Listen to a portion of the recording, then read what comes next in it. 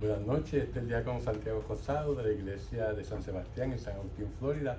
Vamos esta noche a continuar con nuestra clase sobre el Apocalipsis. Esta noche vamos a cubrir el capítulo 7. Pero antes de empezar la clase vamos entonces a hacer la oración para leer Sagrada Escritura. En nombre del Padre, del Hijo y del Espíritu Santo. Amén. Señor Jesús, abre mis ojos y mis oídos a tu palabra, que lea y escuche yo tu voz y medite tus enseñanzas. Despierta mi alma y mi inteligencia para que tu palabra penetre en mi corazón y pueda yo saborearla y comprenderla. Dame una gran fe en ti para que tus palabras sean para mí otras tantas luces que me guíen hacia ti por el camino de la justicia y de la verdad. Habla, Señor, que yo te escucho y deseo poner en práctica tu doctrina, porque tus palabras son para mí vida, gozo, paz y felicidad. Habla, Señor, tú eres mi Señor y mi Maestro, y no escucharé a nadie sino a ti. Amén. Bueno. Fíjense que al empezar el capítulo 7 vamos a poner nuestro énfasis en volver nuevamente hacia los cielos, ¿verdad? Como hemos dicho, el Apocalipsis nos lleva, el libro de Apocalipsis nos lleva de la tierra al cielo y de vuelta, ¿verdad? Cuando estábamos leyendo el capítulo 6, la última vez, no se sentían como si uno ya tuviera suficiente de tantas cosas negativas, una detrás de la otra. No había ninguna buena noticia en lo que se leyó en el capítulo 6. Nos percatamos de que hay una pausa y entonces volvemos al cielo. Como vimos, el capítulo 6 termina en una pregunta que dice, ¿quién lo podrá aguantar? ¿Verdad? La contestación en sí, estos van a ser los que le han sido fieles, son los que van a poder aguantar. Y los que tienen la marca sobre su frente. Y estos fieles representan a judíos y a gentiles, ¿verdad? Que le han sido fieles a nuestro Señor. Vamos entonces a comenzar a leer el capítulo, el versículo 7, del 1 al 3, que dice así. Después de esto, vi 4 ángeles de pie en las 4 esquinas de la tierra, que sujetaban a los 4 vientos de la tierra para que no soplaran sobre la tierra, ni sobre el mar, ni sobre los árboles. Luego vi a otro ángel que subía desde el oriente y llevaba el sello del Dios vivo. Gritó con una voz poderosa a los 4 ángeles autorizados para causar daño a la tierra y al mar. No hagan daño a la tierra, ni al mar, ni a los árboles, hasta que marquemos con el sello la frente de los servidores de nuestro Dios.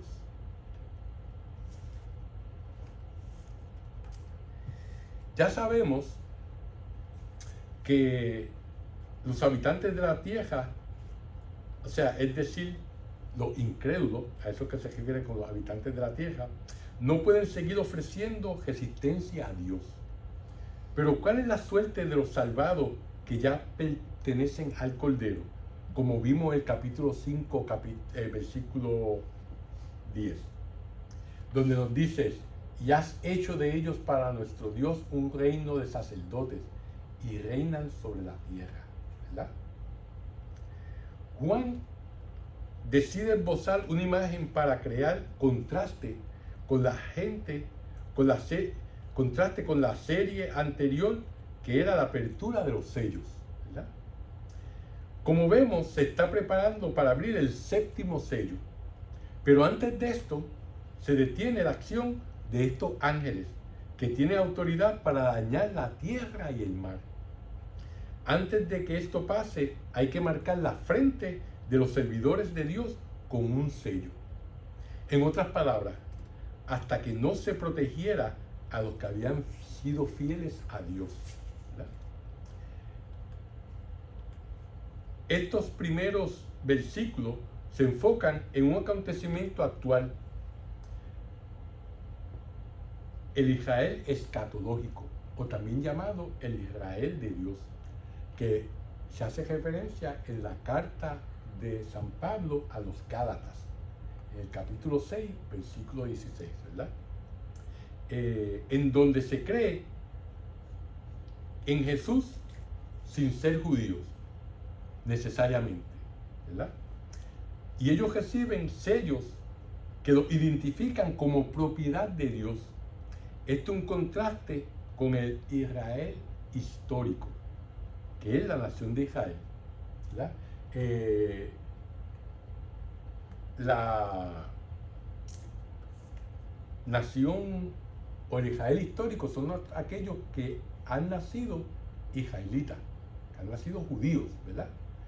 Ahora, el Israel de Dios o el escatológico significa el Israel de los últimos días, del final de los tiempos, ahí estamos incluidos nosotros, ¿verdad? En ese Israel de Dios, donde somos, pertenecemos a Dios, aunque no nacimos en el pueblo escogido, ¿verdad? De Israel. Y no son sellos mágicos que protejan de la persecución reinante, como vimos en el capítulo 6, versículos 9 a 12, sino que son garantías para ser resguardados en el momento del juicio. Eso es lo que el sello sobre la frente significa, ¿verdad? No es algo que sea que nos va a evitar cualquier problema físico o mental, sino que nos va a resguardarnos en el momento del juicio. Parece que aquí Juan da su respuesta a la pregunta: ¿quién podrá mantenerse de pie? ¿Verdad? Que está en el capítulo 6, versículo 17. De la misma manera que veremos más adelante, en los versículos 9 al 17, describe a los que están saliendo de la gran tribulación, ¿verdad? Se trata de la misma tribulación que se visualizó en la apertura de los primeros 5 sellos, del cual hablamos en el capítulo 6. Los 4 vientos actúan como agentes destructores de Dios. Sin embargo, aquí su actividad está retrasada hasta que se marquen a los siervos de Dios. Juan quiere asegurar a los que sufren en sus penas, a los que sufren, para que sepan que sus penas tienen sentido. Eso es lo que es el mensaje que Juan le está llevando al pueblo con este mensaje de Apocalipsis. Estas penas no suceden al margen de la voluntad de Dios, del Dios de la historia, ¿verdad? Esta protección es en contra del mal. Como sabemos, muchas veces la protección que se nos da no es necesariamente física, ya que también sufrimos de la misma manera que sufren los malvados.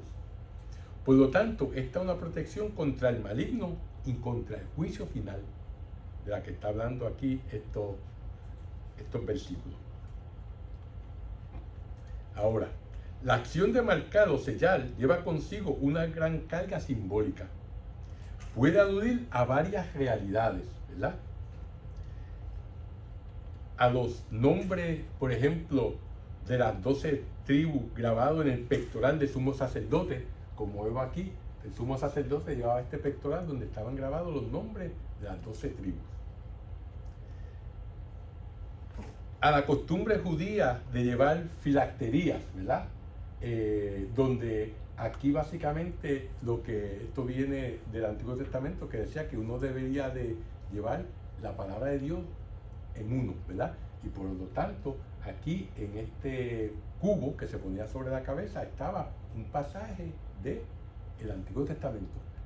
Todo esto que se ponía en el brazo estaba escrito con versículos de la Sagrada Escritura, ¿verdad? Y eso los judíos todavía, hoy en día, los judíos ortodoxos utilizan eso, ¿verdad?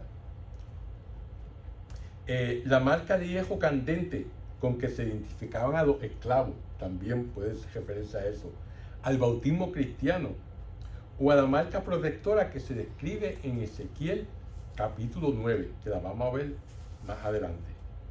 También se puede referir a la sangre del cordero del Éxodo, ¿verdad? Donde después que mataron el cordero, pintaron el dintel de las puertas para que el ángel de la muerte pasara por encima de ellos y no matara a los primogénitos.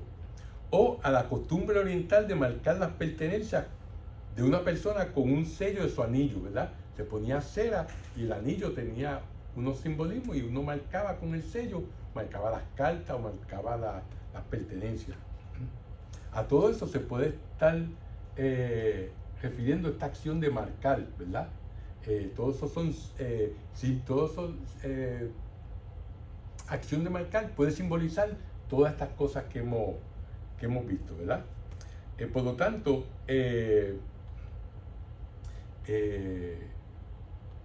vale en el capítulo 9, versículo 4 de Apocalipsis, se dice: se les dijo que no causarán daño a la hierba de la tierra, ni a nada verde, ni a ningún árbol, solo a los hombres que no llevaran en la frente el sello de Dios, ¿verdad? Este verso apoya la interpretación de la marca que aquí se menciona como protección ante los cataclismos de las plagas cósmicas. Las plagas afectarán a los que no lleven el sello de Dios, ¿verdad? Vale destacar otra vez que esta acción simbólica de marcar no protege a nadie de los sufrimientos de la gran tribulación que producen los poderes malignos que hemos visto en los 5 primeros sellos. Más bien protege de la cólera final de Dios y del Cordero. Se marcan a los cristianos para que se mantengan a salvo de los cataclismos del fin. Como vamos a ver en los próximos versículos del 4 al 8, dice: entonces oí el número de los marcados con el sello, 144,000, de todas las tribus de los hijos de Israel. De la tribu de Judá, 12,000 marcados. De la tribu de Rubén, 12,000 marcados. De la tribu de Gad, 12,000 marcados. De la tribu de Aser, 12,000 marcados. De la tribu de Neftalí, 12,000 marcados. De la tribu de Manasés, 12,000 marcados. De la tribu de Simeón, 12,000 marcados. De la tribu de Leví, 12,000 marcados. De la tribu de Isaacar, 12,000 marcados. De la tribu de Zebulón, 12,000 marcados.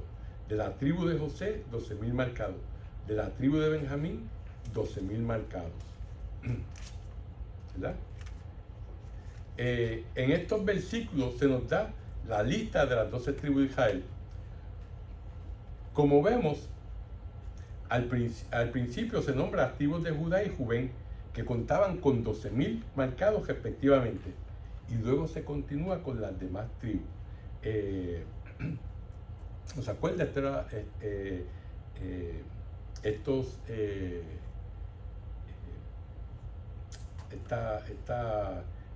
Uno era el hijo mayor de Jacob, y Rubén, pues esos eran los más, aparentemente los más destacados, ¿verdad? Aquí hay algo interesante, y es que en esta lista de las tribus de Israel no se menciona la tribu de Dan, y toma su lugar la tribu de Leví. Hay una serie de razones por las que no se menciona a la tribu de Dan. Y hay varios pasajes en el Antiguo Testamento en donde se relata que Dios lo juzgó por su mal comportamiento y la tribu de Dan dejó de existir. Algo que está claro es que no se abrirá el sello número 7 hasta que no se les ponga la marca en la frente a todos los siervos de Dios.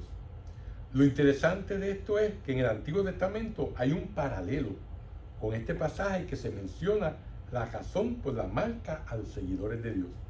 Uno de los eventos centrales del Antiguo Testamento fue el juicio en contra de Judá en el año 587 a.C., ¿verdad? Y también Ezequiel habla al pueblo antes de que ocurra este juicio. En el capítulo 9 de su libro predice la destrucción del templo de Salomón.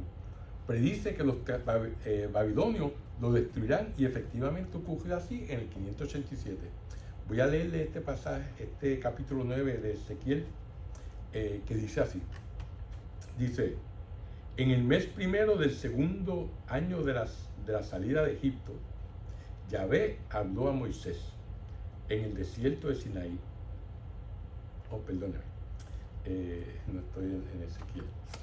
Aquí estamos en Ezequiel. Ok, dice: gritó con todas sus fuerzas en mis oídos: castigos de la ciudad, acérquense. Que cada uno lleve en la mano su instrumento de muerte. Aparecen entonces 6 hombres desde el lado de la puerta alta, que mira al norte. Cada cual lleva en la mano un instrumento de muerte. Y en medio de ellos veo a un hombre con un traje de lino, que tiene en la cintura una tablilla de escriba. En otras traducciones, lo que estos hombres llevan es una masa, ¿verdad?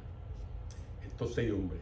Y aparece este hombre con traje de lino, porque él escriba, es el que va a llevar el contaje de lo que va a pasar, ¿verdad?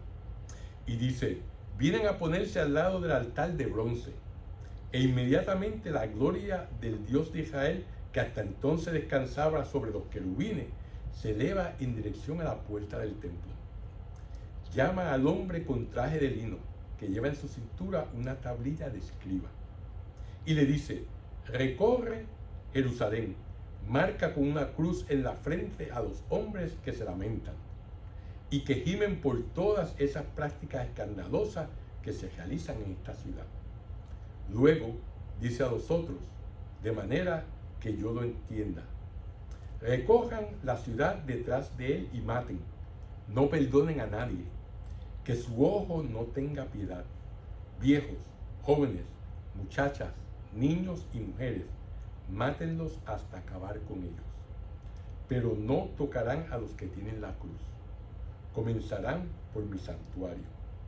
Comienzas pues con la gente que se encuentra delante del templo, porque les había dicho: llenen los patios de cadáveres, el templo quedará manchado con ellos. Luego salgan y maten en la ciudad. Mientras mataban de esa manera, me postré con el rostro en tierra, gritando y diciéndole: ¡ay, Yahvé! ¿Vas a esparcir tu furor por Jerusalén y destruir lo que queda de Israel? Me respondió: el pecado de la casa de Israel y de Judá es tan grande que supera toda medida. El país está repleto de sangre y la ciudad llena de injusticia. Dicen para sí: Yahvé ya no se preocupa del país. Yahvé ya no ve nada. Por eso yo tampoco los perdonaré. Mi ojo no tendrá piedad. Haré que su comportamiento recaiga sobre su cabeza. En ese momento el hombre que llevaba un traje de lino y que tenía una tablilla en la cintura llegó para dar cuenta. Declaró: hice todo lo que me ordenaste. Un pasaje bastante fuerte, y básicamente está hablando de el juicio que se pasará a la ciudad de Jerusalén. Es lo que está prediciendo Ezequiel, ¿verdad? Y que pasa cuando vienen los babilonios y destruyen toda la ciudad, destruyen el templo y se llevan a todos al destierro, ¿verdad? Y esto es debido a que los judíos, el reino del sur, que era el que quedaba, porque ya el reino del norte había sido destruido en el año 722 a.C., por los asirios, pues seguían con sus prácticas de idolatría y no ignoraban a Dios y a sus mandamientos, ¿verdad? Y decían pues que Dios pues ya no estaba haciéndole caso, ¿verdad? Que Dios lo estaba ignorando. Y pues Dios entonces pues los castiga, y el castigo pues se ve que un castigo severo en cualquier parte de la Biblia donde se ve violencia de esta índole está simbolizando el pecado, ¿verdad? Porque contra el pecado uno no puede destruirlo a media, tiene que ser 100%. Un ejemplo de nuestras vidas diarias, en este caso donde tiene que ser 100%, por ejemplo, si una persona tiene un cáncer, ¿verdad? Y el cirujano lo lleva a la sala, al quirófano, y le saca el cáncer, y cuando regresa la persona se despierta y le dice: mira, la cirugía fue un éxito, puede sacar el 95% del cáncer. Eso no es un éxito. Éxito es 100%, porque si deja 5% va a volver a regarse, ¿verdad? Por lo tanto, tiene que ser 100% para que sea algo exitoso. De la misma manera que si la esposa le dice al esposo, mi amor, yo te quiero, yo te amo, yo te soy 99% de las veces, te soy fiel, ¿verdad? Eso al esposo no creo que le va a caer bien, ¿verdad? Porque la fidelidad se espera que sea 100% de las veces. Pues asimismo, cuando se combate el pecado hay que combatirlo el 100% de las veces. Y nosotros somos bastante, nos conformamos. Muchas veces pues yo tengo esta debilidad, pues bueno, pues la mayor parte de las veces voy a evitar cometer ese pecado y bueno, algunas veces caigo, ¿verdad?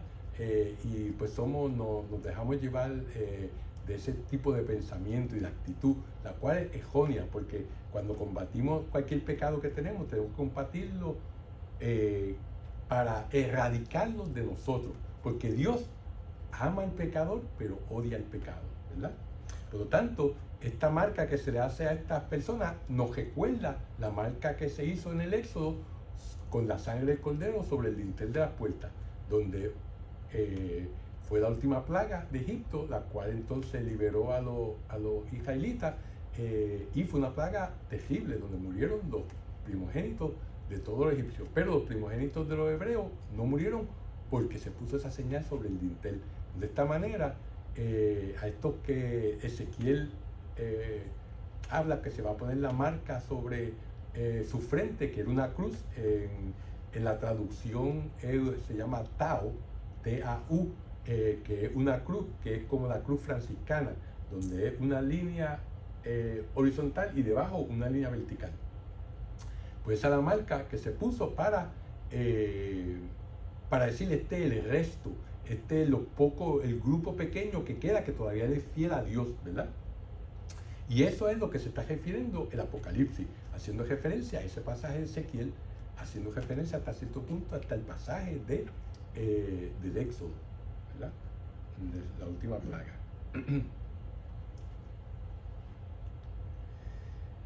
Volviendo al Apocalipsis, ¿verdad?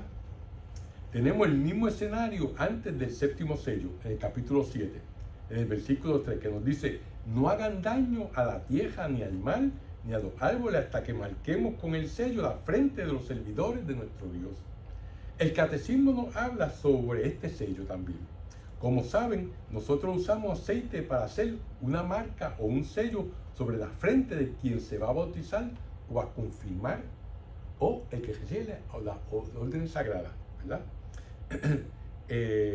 Por eso el artículo 1121 del Catecismo nos dice: los tres sacramentos del bautismo, de la confirmación y de la orden sacerdotal confieren, además de la gracia, un carácter sacramental o sello por el cual el cristiano participa del sacerdocio de Cristo y forma parte de la Iglesia, según estado y funciones diversos.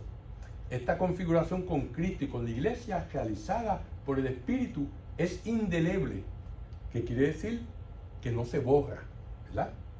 Permanece para siempre en el cristiano como disposición positiva para la gracia, como promesa y garantía de la protección divina y como vocación al culto divino y al servicio de la Iglesia. Por lo tanto, estos sacramentos no pueden ser reiterados, no se pueden volver a dar, solamente reciben una vez. Una vez se bautiza, una vez se confirma, solamente una vez se puede dar las órdenes sagradas, ¿verdad?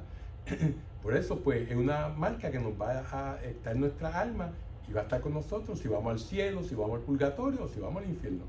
Es por eso que, por ejemplo, un sacerdote, aunque haya cometido una barbaridad y la Iglesia lo haya destituido de su cargo, en un momento de emergencia puede dar el sacramento de la confesión a una persona que esté moribunda, y ese sacramento es válido porque él nunca deja de ser sacerdote, aunque sea un sinvergüenza, ¿verdad? Así que eso es lo que significa esa marca indeleble que está en nuestra alma, todos que hemos sido bautizados o confirmados o que hemos recibido la orden sagrada. Más adelante, en el artículo 1304 y 1305, también nos habla sobre el sello que se pone en la confirmación, y lo pueden buscar y leerlo por su cuenta, ¿verdad? Estos artículos nos dicen que este sello que se nos pone durante la confirmación nos hace oficialmente testigos de Cristo, ¿verdad? Como recuerdan, la raíz de la palabra testigo viene del griego de la palabra mártir, aquel que está dispuesto a dar su vida por ser testigo a la verdad, ¿verdad? Antes de que se abra el séptimo sello, Dios quiere estar seguro de que sus testigos, sus fieles, sean marcados o sellados con esta marca en la frente. Nosotros, al convertirnos oficialmente en testigos de Cristo, tenemos una misión, ¿verdad? Por eso, pues, cuando se nos confirma, se nos unge con el óleo sagrado sobre la frente, ¿verdad? La iglesia primitiva creía que esta marca que se hacía en la frente tenía la forma de una cruz, ¿verdad? Y el catecismo de la Iglesia Católica nos habla un poco al respecto. Es importante darse cuenta de que si a uno lo están persiguiendo o uno está pasando por momentos difíciles, una de las mejores armas que poseemos es el saber y entender que somos testigos, ¿verdad? Sabemos que al ser testigos nos atacarán porque fuimos marcados con el signo de la cruz, ¿verdad? En el artículo 1235 del Catecismo de la Iglesia nos dice: la señal de la cruz al comienzo de la celebración señala la impronta de Cristo sobre el que le va a pertenecer y significa la gracia de la redención que Cristo nos ha adquirido por su cruz. Por eso cuando se bautiza a un niño, lo primero que se hace cuando se empieza el bautismo es hacerle la señal de la cruz sobre la frente, ¿verdad? El sacerdote o el diácono que lo está bautizando, los padres, los padrinos y todos los que están presentes, como simbolismo de que ahora va a pertenecer a Cristo, ¿verdad? Y así mismo cuando empezamos la misa, ¿qué hacemos? Empezamos la misa con la señal de nuestra fe, ¿verdad? En nombre del Padre, del Hijo y del Espíritu Santo. Además, en el artículo 2157 del Catecismo se nos dice: el cristiano comienza su jornada, sus oraciones y sus acciones con la señal de la cruz, ¿verdad? El bautizado consagra la jornada a la gloria de Dios, invoca la gracia del Señor que le permite actuar en el Espíritu como hijo del Padre. La señal de la cruz nos fortalece en las tentaciones y en las dificultades. Algo que nos debe dar mucho ánimo es saber que no importan las dificultades que tengamos durante el día, nosotros, al hacer la señal de la cruz, estamos recordando que somos testigos de Dios y también hijos del Padre. El Catecismo de la Iglesia también dice algo importante, y es que cuando a Jesús lo tentaron en el desierto, las áreas en donde lo atacaron más fueron las tocantes a su relación familiar con el Padre. El enemigo nos vence si logra que uno se olvide de la relación familiar que uno tiene con el Padre, con el Hijo y con el Espíritu Santo. Y con todos los santos, que es la comunión de los santos, ¿verdad? Entre la iglesia triunfante que está en el cielo, la iglesia purgante que está en el purgatorio y la iglesia militante que somos nosotros, que vamos de camino al cielo, con el favor de Dios. Sin embargo, mediante la señal de la cruz se nos recuerda que somos hijos del Padre. Estamos con Dios en una relación de alianza, ¿verdad? Juan Pablo II, en su encíclica Salvifici Doloris, nos dice: si nuestro sufrimiento tiene significado, entonces nosotros podemos afrontar cualquier cosa. Pero si no tiene ningún significado, entonces perdemos las esperanzas, ¿verdad? Y por eso, como en otras ocasiones le he dicho, que el apostolado más eficaz es el apostolado del sufrimiento, donde el sufrimiento que uno tiene, uno se lo ofrece a Dios por la salvación del alma de uno y la salvación del alma de otras personas, ¿verdad? Y ese sufrimiento uno lo une al sufrimiento de Dios en la cruz, de Cristo en la cruz, ¿verdad? Entonces, pues cuando estamos en un momento de tentación, lo que debemos de hacer es la señal de la cruz, ¿verdad? Para ayudarnos a sobreponernos a esa tentación. A nosotros nos sellaron o marcaron con esa señal, y esta señal nos protege. Esta protección no necesariamente es una protección física, como he dicho anteriormente, sino que es una protección espiritual, ¿verdad? Vamos entonces, quiero leerle una vez más el versículo 4, que dice: Entonces oí el número de los marcados con el sello, 144,000, de todas las tribus de los hijos de Israel. ¿Verdad? Fíjense que hay muchas ideas respecto a este versículo. Por ejemplo, los testigos de Jehová creen que es el número de la gente que va a ir al cielo, ¿verdad? Sin embargo, hay una mejor explicación que esa. Más adelante se nos dice que hay 12,000 marcados de cada una de las tribus de Israel. O sea que son 12 por 12 por 1000, ¿verdad? Y el número 1000 es un número que simboliza que algo está completo. Es el simbolismo del número 1000. ¿Qué simboliza para los judíos de aquella época que fueran 12,000 de cada tribu? Esto quiere decir que incluía a todo Israel.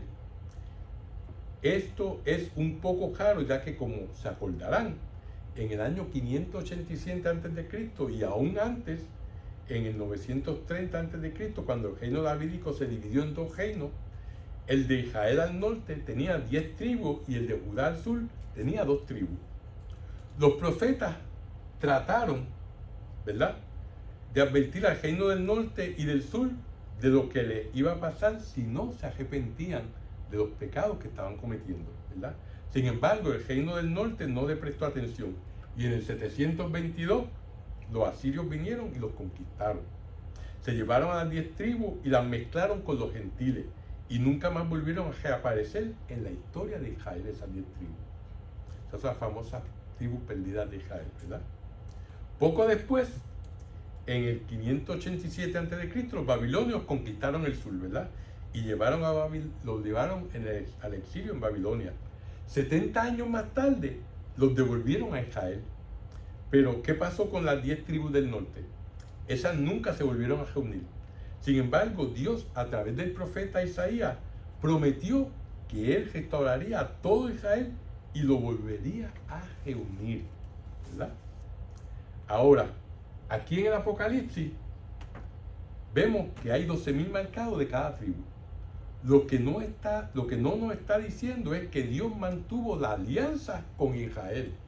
En otras palabras, Dios le había sido fiel a Israel a pesar de que Israel no le hubiese sido fiel a él. En el final de los tiempos va a restablecer todo Israel, aún con las 10 tribus perdidas, ¿verdad? Esto nos demuestra que el genio de San Pablo, porque él, después de su conversión, empieza a proclamar las buenas nuevas a los gentiles. En los Hechos de los Apóstoles, capítulos 9 y 26, así como en la carta a los romanos, Pablo nos dice con mucha esperanza que todo Israel será salvado. Como vemos, Dios se ha mantenido fiel a su alianza, ¿verdad? Ahora, vamos a leer los versículos 9 y 10, que dicen así.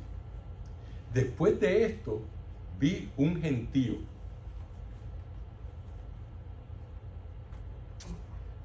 Después de esto vi un gentío inmenso, imposible de contar, de toda nación y raza y pueblo.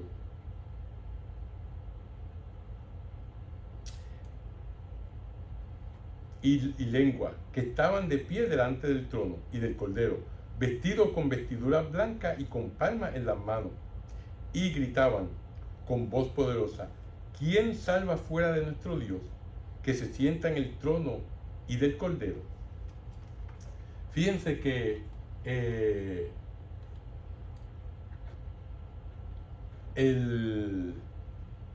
como vemos, hay representantes de todas las naciones, además de los que habían quedado de las 12 tribus. Esta multitud es la Iglesia Católica.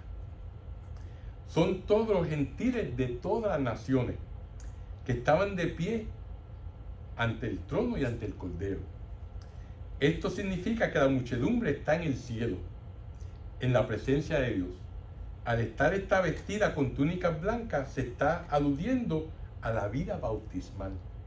En el versículo 9 vemos que tienen palmas y gritan con voz poderosa: ¿quién salva fuera de nuestro Dios? ¿Cuándo fue la última vez que vimos a personas con palmas en las manos gritando en voz alta? Fue en el Evangelio de Juan, ¿verdad? Durante la celebración del Domingo de Ramos.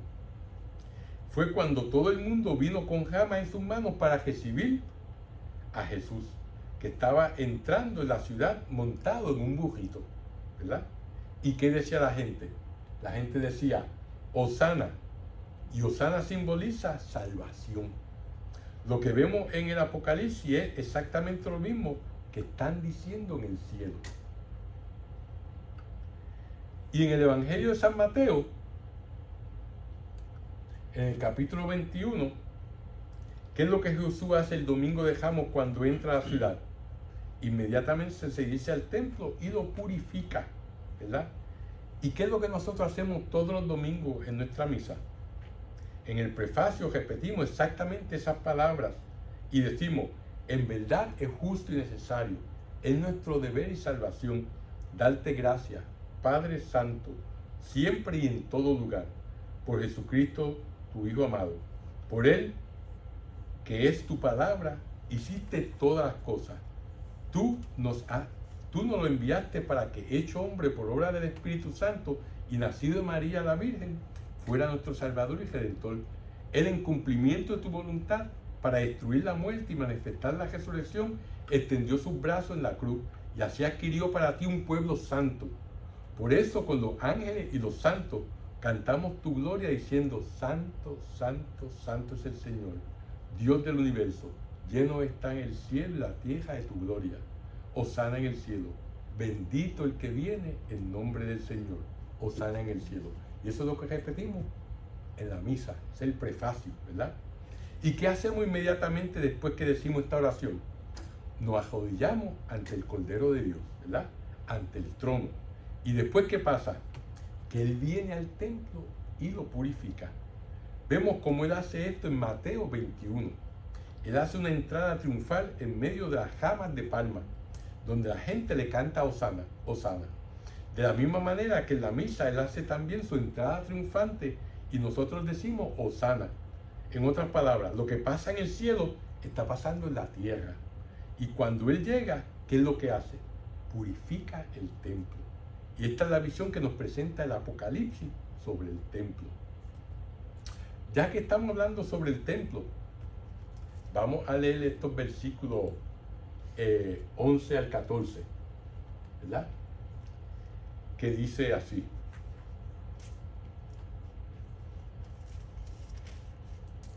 Dice, todos los ángeles estaban de pie alrededor del trono, de los ancianos y de los cuatro vivientes.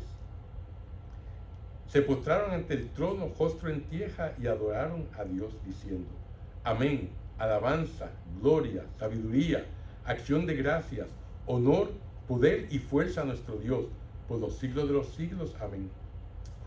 Uno de los ancianos tomó la palabra y me dijo, esos que están vestidos con vestiduras blancas, ¿quiénes son y de dónde vienen? Yo contesté, Señor, tú lo sabes.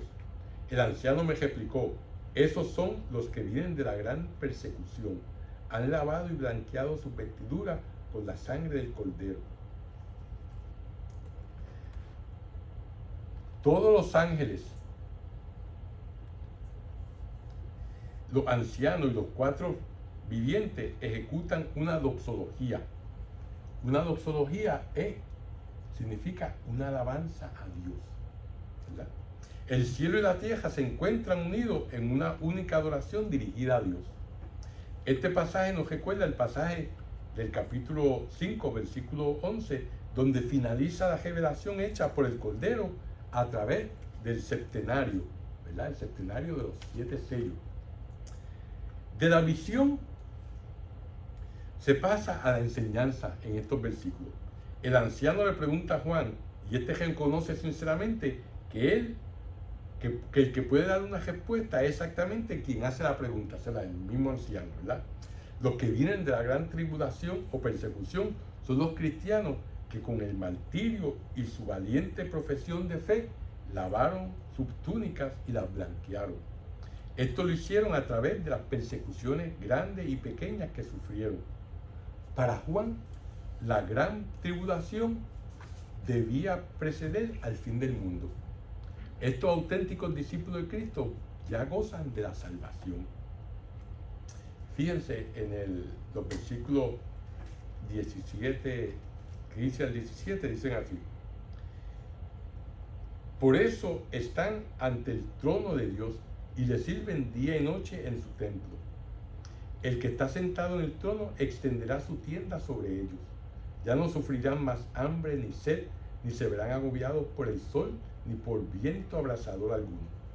Porque el Cordero que está junto al trono será su pastor, y los guiará a los manantiales de las aguas de la vida, y Dios enjugará las lágrimas de sus ojos.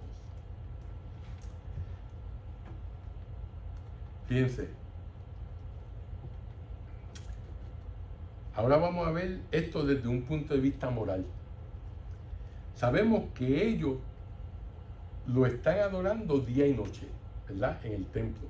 Ahora, ¿cuál es el sentido moral de esto? Como se acordarán, hay 4 diferentes sentidos, ¿verdad?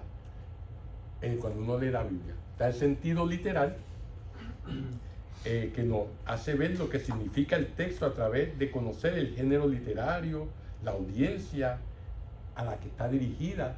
Todas esas cosas hay que saberlo para ver qué está significando ese pasaje, ¿verdad? ¿Quién lo escribió? ¿Cuándo lo escribió? ¿Por qué lo escribió? ¿A quién se lo escribió? Todo eso nos ayuda a ese sentido literal, ¿verdad? Y está el sentido espiritual, y este se divide en 3 sentidos. El sentido alegórico, ¿verdad?, que nos dice cómo este pasaje se relaciona a Cristo. Está el sentido moral, que nos dice cómo se relaciona a nuestra vida, qué enseñanza sacamos de este pasaje. Y el sentido anagógico, ¿verdad?, que nos ayuda a ver realidad y acontecimientos en su significado eterno, ¿verdad? Este sentido nos conduce hacia nuestra patria, ¿verdad? Viene del griego anagoge, ¿verdad? Este es el sentido que nos habla sobre el final de los tiempos, ¿verdad? Y cómo llegamos a la patria celestial. Hay un verso medieval que resume el significado de estos 4 sentidos y que lo enseñaban en la escuela, ¿verdad? Que dice: la letra, el sentido literal, enseña los hechos. La alegoría, lo que has de creer, Cristo, ¿verdad? El sentido moral, lo que has de hacer. Y la anagogía, dónde has de tender, ¿verdad? Hacia dónde debemos de ir.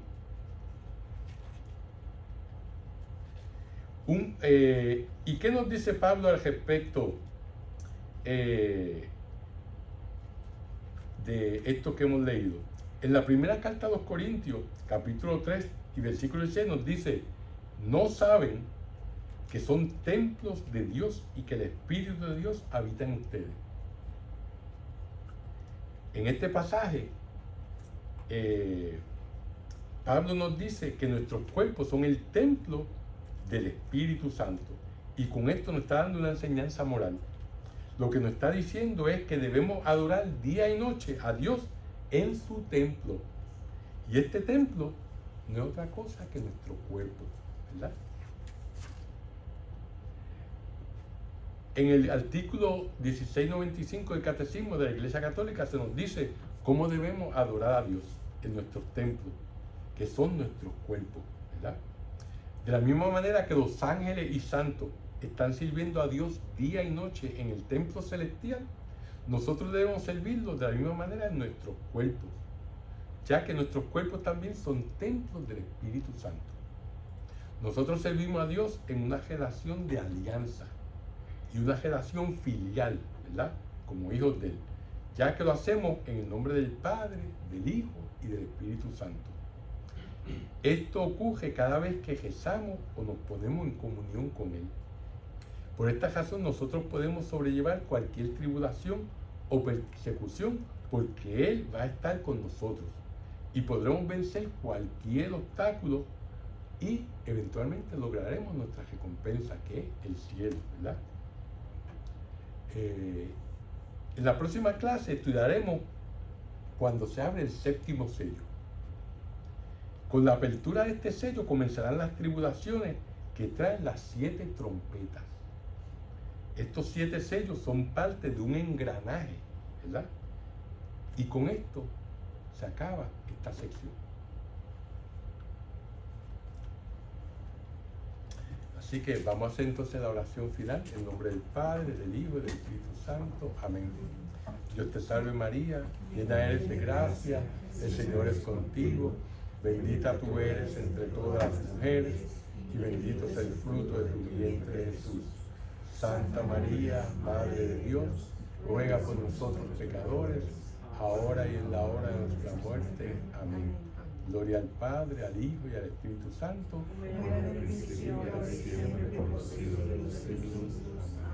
Que el Señor nos bendiga, nos guarde de todo mal y nos lleve a la vida eterna. Amén.